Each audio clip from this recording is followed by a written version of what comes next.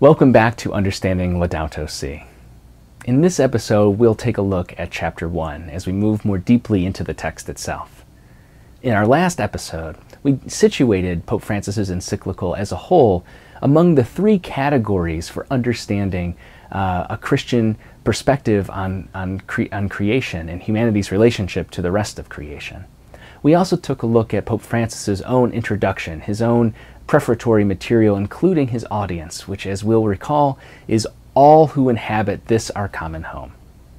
Now, in Chapter 1, Pope Francis titles the chapter with a question. He says, "What is happening to our common home?"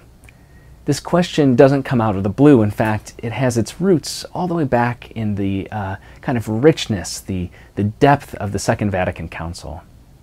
One of the most famous texts to be promulgated by the bishops at Vatican II was a text in its Latin name called Gaudium et Spes, which is the pastoral constitution on the Church in the modern world.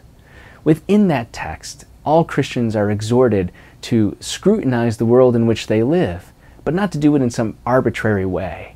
It says that we are to examine the signs of the time according to the light of the gospel. We're to use the gospel as the lens through which we view the world around us, to analyze, to appreciate, to establish some sort of foundation, goals, or principles for engaging the world in which we live. When Pope Francis then asks in Chapter 1, what is happening to our common home, he's taking up this mandate from the Council and looking at the world in which we live, this our common home, this planet Earth, the cosmos perhaps in its entirety, and he's asking what is going on right now. What results from that are 6 distinct categories, 6 sort of headings or issues that Pope Francis says are in urgent need of analysis. In this video, we'll take a look at the first 3 of these, and in the next installment, the next episode of Understanding Laudato Si, we'll take a look at the second group of 3. The first of these categories is a twofold heading. It includes both pollution and climate change. Now, Pope Francis says that we need to be mindful, particularly those of us in the West, those of us in North America, those of us in Europe, of the ways in which our unbridled exploitation of the earth, especially since the Industrial Revolution, has resulted in terrible pollution. Things have gotten better in some places and in some ways, but the negative effects of biohazardous material, toxic waste, spent atomic energy, things that become really, really problematic for other living creatures, for the earth itself, and especially for human beings, is of great, great concern. He says in very strong language that it's almost as if our earth, our common home, has begun to look like an immense pile of filth, as if we're churning bit by bit, factory by factory, moment of pollution by moment of pollution, this earth into a giant landfill. And he says it shouldn't be surprising. He uses this language, a kind of a phrase that he's very fond of, that we understand ourselves as being in a throwaway culture. That everything is temporary, it's for our immediate gratification, and we dispose of it without any further thought. So if we think about all the ways in which we have temporary devices, or even how major appliances or machines or devices that once were understood to be investments for decades have now become disposable. People get cars after just a few years. People throw away computers. People with their smartphones are seeking to get one every year, every 2 years, maybe every several months. We live in a consumeristic, consumer-driven society that really encourages us to get the latest and the greatest and to dispose of what is old or what we're bored with or what we're just no longer interested in using. He says that this is causing some serious problems and actually only contributes to or promotes this ongoing sense of pollution and its negative effects. One of the things that he calls us to do in light of that is to think beyond ourselves. Not just beyond ourselves in terms of those who live in our community with us today, or those who may live in another community on the other side of the world, in another part of the world, but to think intergenerationally. Pope Francis has this sense that you and I, we're so, because of this throwaway culture, so focused on the immediate present, so focused on the right now, which in some ways sounds like a good thing. We should be focused on the here and now, but not in this way that Pope Francis is talking about. No, this here and now focus is incredibly self-centered. It's very limited and short-sighted. It's about doing what I can do to take care of myself in the moment, to have the most pleasure, the maximum enjoyment, regardless of the cost that may be incurred by future generations. He says we need to have a sense of intergenerational solidarity, a view, a perspective that extends to those brothers and sisters of ours who are yet to be born, who may not be born for another generation or two or more down the road. What sort of things do we leave the next generation? What state do we leave the planet in? It's a way of talking that is very common to those who do camping or hiking, that you should leave the trail better than you found it when you came through. The other thing that Pope Francis addresses, and it's really very brief, surprisingly, perhaps for a lot of people here in the United States, is the topic of climate change. Unlike the pseudo-debate that exists here in the US, where people continue to doubt that there is any kind of human effect on the global climate, or that we've had some sort of catastrophic impact on this planet, Pope Francis says that the rest of the world, there is a scientific consensus that has led people to continue an actual debate, but not a debate about whether or not there's a problem, whether or not there's climate change. Rather, the debate is, what do we do about it? How should we respond? The question isn't, is there a problem? The question is, what is the answer?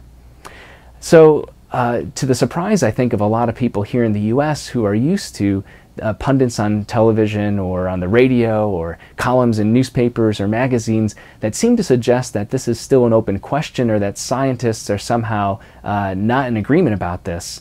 Pope Francis says in a very succinct way that this is something that is just simply the case and that we need to move on to the debate of solving the problem, not getting bogged down in some bizarre, is there a problem, isn't there a problem, oh there is. What do we do about it? So in light of the fact that there is for real an issue, a human-caused or human-contributed issue, Pope Francis does say that it's not only a human cause that has led to global climate change, but that we are the primary, we are a major factor in this situation. He says that as a result, the poor suffer the worst. It is the poor who will bear the brunt, who continue right now to feel the immediate effects, whether it's people in the Pacific Islands, people whose communities are literally disappearing as the ocean level rises, or whether it's people, as we might think in our own country here in the United States, in our western states, of migrant workers, in a place where there is increasing drought and negative effects resulting from that. The wealthy have resources that allow them to accommodate themselves to changing climates, to water scarcity, to food scarcity. They themselves can get up and move to another place, whereas the poor are left behind.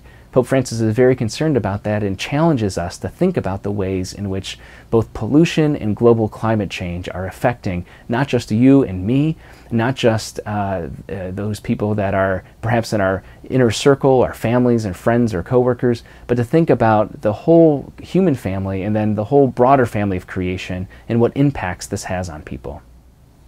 The second issue that Pope Francis raises that we need to consider in the light of the gospel is that of water.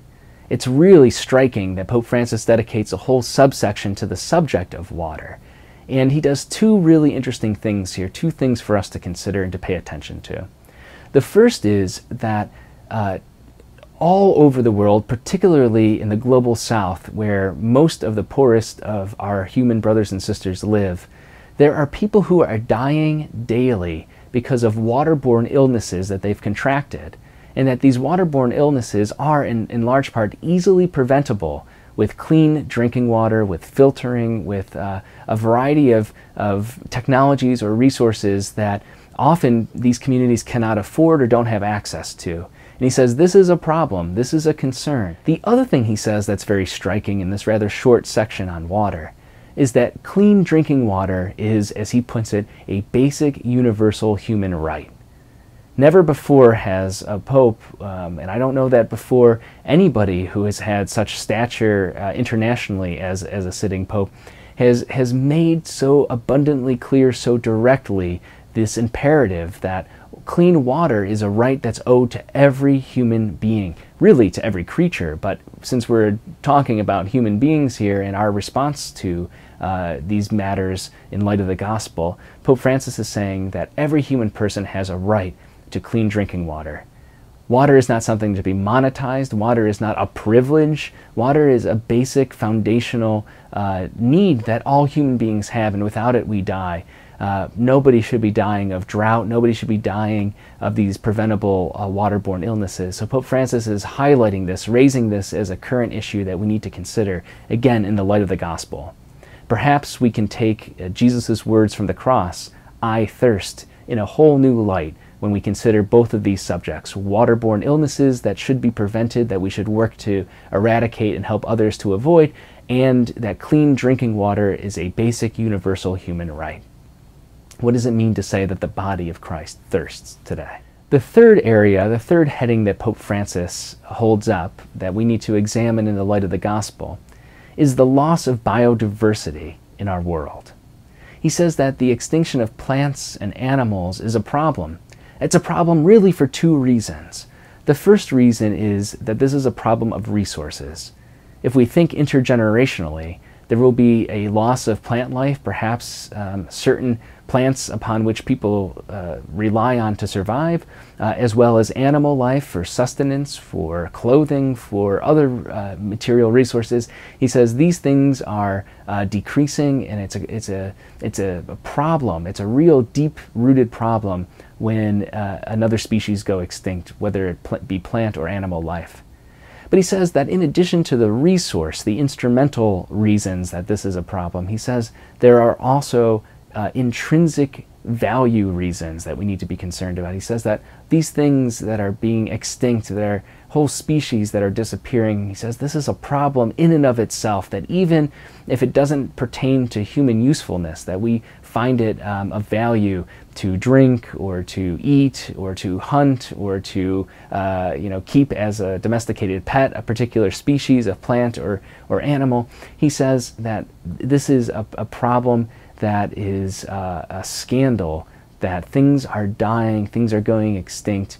All these creatures that have intrinsic value, have value in and of themselves. And the reason why this is particularly scandalous, he says, is because we are interconnected. We belong to this universal family of creation, and we depend on one another, whether we readily acknowledge that or realize that or not.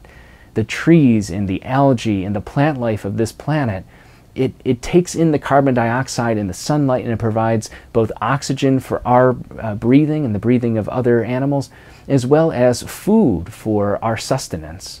It creates energy, takes and harnesses the energy of the sun to give us life. Animals, likewise, these things that are threatened with extinction, these animals provide so many people with food. We have been harming the rest of creation rather than doing our part in preserving and caring for it.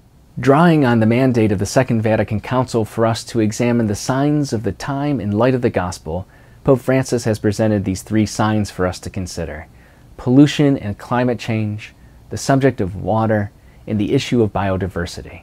So in our next episode, we'll take a look at the second part of Chapter 1. Here, Pope Francis continues with three more themes, three more signs of our time that we need to examine in light of the gospel. And all three of these themes tend to move in the direction of examining the relationship between creation and the environment and global poverty. So there's so much to consider, so much more to examine. Thanks for watching. I want to encourage you to subscribe to this video, to like it, to offer your comments, and to share it with others. And as always, may the Lord give you peace.